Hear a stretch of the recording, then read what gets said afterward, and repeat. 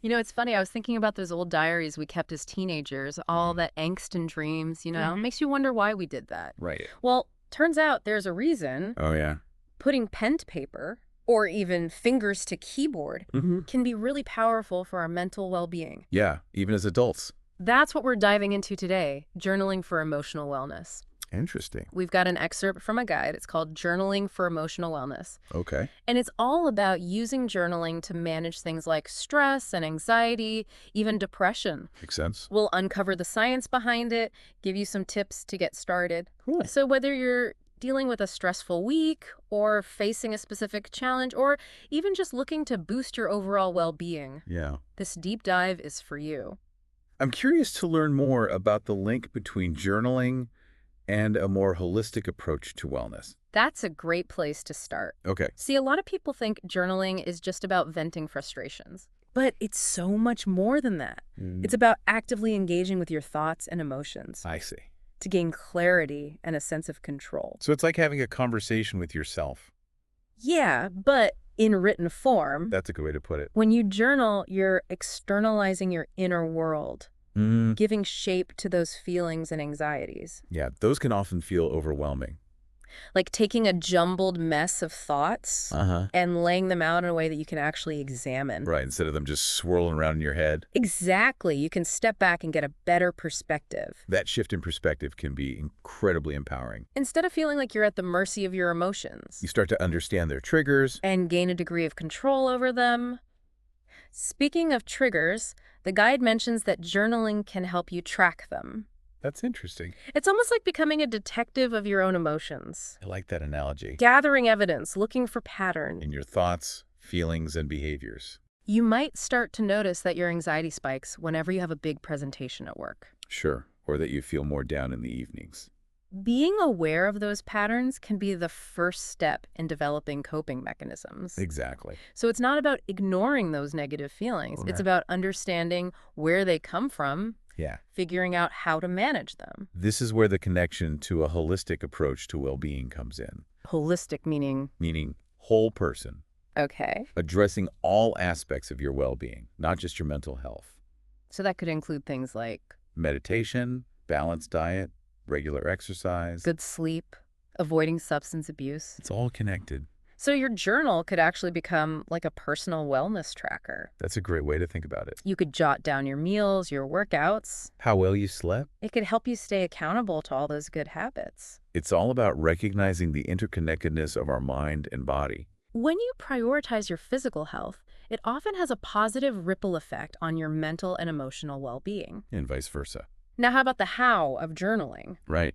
The guide emphasizes that there's no one right way to do it, That's true. but it offers some good tips to get started, Right. like writing daily or as often as you can manage, Okay. and keeping your journal accessible. So a physical notebook. An app on your phone, Got it. or even just a document on your computer. Makes sense. The main thing is to make it a habit you can stick with. And don't get hung up on perfection.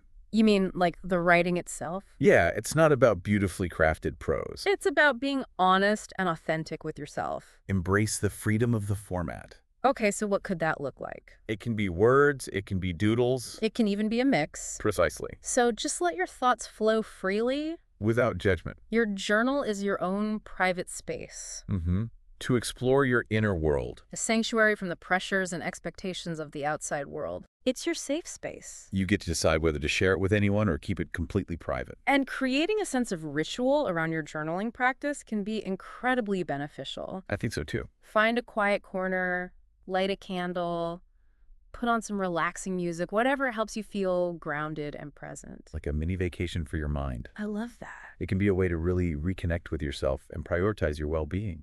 Okay, so we've covered the why of journaling, but how about the how?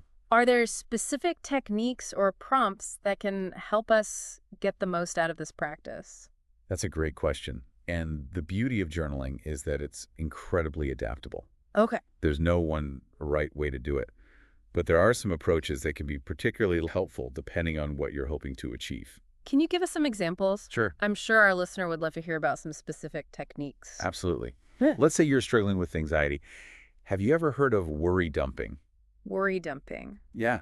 That sounds intense. It can be, Yeah. but in a good way. It's exactly what it sounds like, just getting all those anxieties out of your head and onto the page. Just let it all flow. Don't censor yourself, just let it flow. Like releasing pressure from a valve. Exactly. I can see how that would be cathartic. Yeah. What happens after you get it all out? That's when you can start to analyze those worries a bit more objectively. Okay. Are they realistic? Are there steps you can take to address them? Often just the act of articulating those anxieties can help diminish their power. So it's not about trying to suppress those negative thoughts. Right. It's about acknowledging them and then figuring out how to navigate them. Exactly. Another powerful technique is gratitude journaling. Gratitude journaling. This one involves taking a few moments each day to write down things you're grateful for. I've heard about this. It can be a really powerful way to shift your focus towards the positive and cultivate a sense of appreciation. Yeah, people say it can really boost your mood and even improve your sleep. There's actually a growing body of research to support those claims. And it doesn't have to be big life-altering things you're grateful for. Right. It could be as simple as a delicious cup of coffee or a sunny morning. Those little things can make such a big difference. Yeah, it's all about perspective. Absolutely. And then there's reflective journaling, Reflective journaling. which encourages you to delve a bit deeper into your experiences. This might involve reflecting on a challenging situation, a personal accomplishment, or even a dream. Okay. You're basically mining those everyday moments for meaning and insights. I can see how that would be a valuable exercise. But I'm wondering, what are some good questions to ask yourself during that reflection process? That's a great point. Some helpful questions might be, what did I learn from this experience? How did it make me feel? What might I do differently next time? So you're turning your journal into a personal therapist. Exactly. I love that analogy. It really highlights the self-discovery aspect of journaling. But I know some people might be thinking, I'm not a writer. How can I possibly benefit from this? What would you say to those folks? I hear that a lot. And I think it's important to remember that there are no rules in journaling. No. You don't need perfect grammar or eloquent prose. It's not about creating a literary masterpiece. Right. It's about connecting with yourself. So finding a way to express yourself authentically, whatever form that takes. Exactly. And if words aren't your thing, there are other options you could try. Drawing, doodling, creating mind maps, or even just jotting down bullet points. Interesting. The key is to find what works for you and make it your own. It's all about personalizing the experience. Precisely, the most important thing is to be consistent. Even if it's just for a few minutes each day, make it a habit. Like any good habit, it takes time and effort to cultivate, but the rewards can be immense. They can. And don't be afraid to experiment with different techniques and formats along the way. That's a great point. Journaling is a journey, not a destination. Okay. There will be days when it feels easy and insightful, Yeah, and other days when it feels forced or pointless. I can see that. The key is to keep showing up, even on those tough days. Because even when you don't feel like you have much to say, the act of putting pen to paper can be a powerful form of self-care in itself. It's a reminder that you're taking time for yourself, for your well-being, and in today's fast-paced world, it's more important than ever. We've talked a lot about the benefits and techniques of journaling, but I think there's a bigger question here. What makes this seemingly simple act of writing so powerful? What's the deeper magic at play? That's a profound question, and one that researchers are still exploring. Really? But I think part of the answer lies in the way journaling helps us bridge the gap between our inner and outer worlds. Okay. We spend so much of our lives reacting to external stimuli, emails, social media, deadlines, demands. It's a lot. Journaling offers a sanctuary from that external chaos, a space to reconnect with our inner selves. Like hitting the pause button on the world. Exactly. And in that space of quiet introspection, we can start to untangle the complex web of thoughts and emotions that drive our behavior. It's like holding up a mirror to our own souls. And in that reflection, we might discover hidden patterns, limiting beliefs, and even untapped potential. It's true. So it's not just about managing negative emotions. No. It's about unlocking a deeper understanding of ourselves. Precisely. And that self-awareness is the foundation for personal growth, resilience, and ultimately a more fulfilling life. It's almost as if journaling gives us the tools to become the authors of our own stories. I love that analogy because in many ways, that's exactly what we're doing. We're shaping our narratives, clarifying our values, and taking ownership of our emotional well-being. And in a world that often feels chaotic and overwhelming, that sense of agency can be incredibly empowering. It's like reclaiming our own narrative, one journal entry at a time. That's a powerful thought. It is. And it speaks to the transformative potential of this simple practice. It really does make you wonder why more people aren't journaling. I think there are a few reasons. What do you think?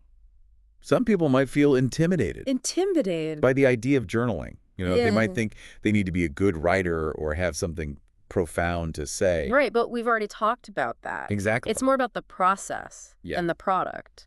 It's about giving yourself permission to explore your thoughts and feelings Without judgment, or expectation. others might just feel like they don't have the time. Yeah, I hear that one a lot.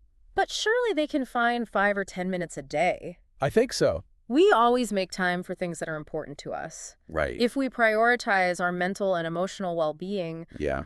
we can find a few minutes to connect with ourselves through journaling. It's about making that conscious choice to invest in ourselves. Some people might just need a little guidance, Yeah, a nudge to get started. like what to write about, how to approach it. That's where resources like the guide we're discussing can be so helpful. It's like a roadmap for your journaling journey. Exactly, providing structure and support.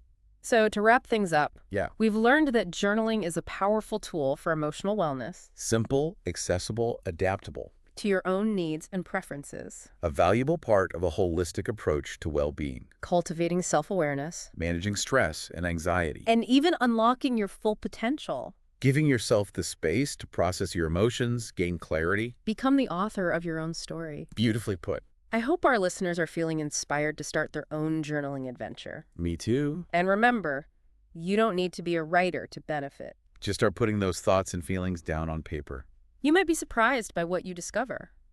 Happy journaling. Happy journaling, everyone.